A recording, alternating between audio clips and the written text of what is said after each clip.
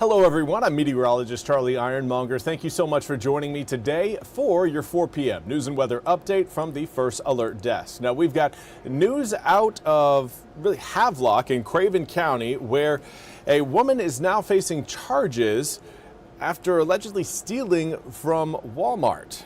Now, Havelock police charged Savannah Carter with obtaining property by false pretenses. On Tuesday, officers released surveillance photos of a woman they say was involved in a fraud case at the Walmart in Havelock.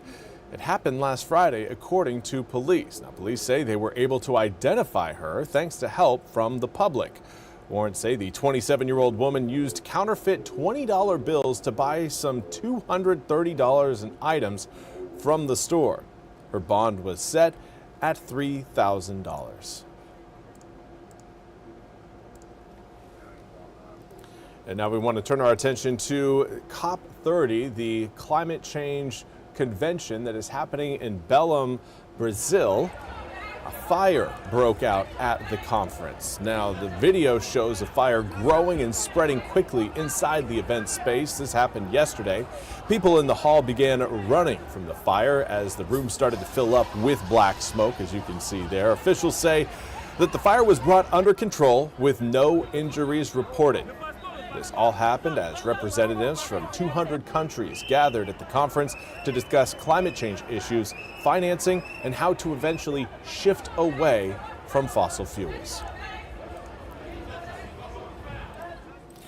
And now for a look at your weather forecast as we head into the weekend. Of course, we've got Friday night football tonight, and there will be some wet grass around. May have some, again, drizzle spots still rolling across eastern North Carolina later on this evening. But rain showers, again, continue to diminish versus grow. We're not looking, again, at a lot of rain left over for tonight. I'm not saying it can't happen. We do still have our eyes on some light showers rolling across parts of eastern North Carolina, but most areas will be trending drier and drier as we head through the next few hours. But further back towards the west, we've got our eyes on more rain showers. Those raindrops are likely going to be with us possibly later on tonight, more so early tomorrow morning. From Saturday morning to Saturday around lunchtime, we again are going to be tracking another round of rain across the east. Then later on for your Saturday late afternoon to Saturday evening, the final portion of that whole system will push its way across eastern North Carolina, potentially leading to some thunderstorm activities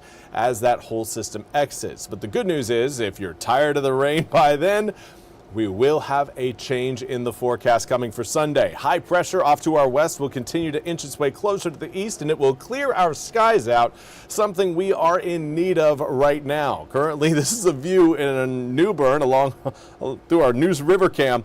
Right now, visibility down across portions of eastern North Carolina. Currently 65 degrees in New Bern. Westerly wind at 5 miles an hour comes with a dew point in the low 60s. Now, this is an improved visibility look at Pitt Greenville Airport, where today it has just been one of those days where PGV has been stuck in the clouds. Visibility now up to 3 miles in central Pitt County, Pitt Greenville Airport. But for those of you who may be traveling around Edgecombe, Martin, or Beaufort counties over the next hour or two, understand that there is low visibility, and it could certainly lead to some slowdowns on the roads. Fog right now getting thick due to the higher humidity brought in by the warm front earlier today. Now, that warm front is pushing air temps all the way into the mid to upper 60s for those of you watching closer to the Crystal Coast, but most of eastern North Carolina finds themselves between around 55 to around 60 degrees at this hour.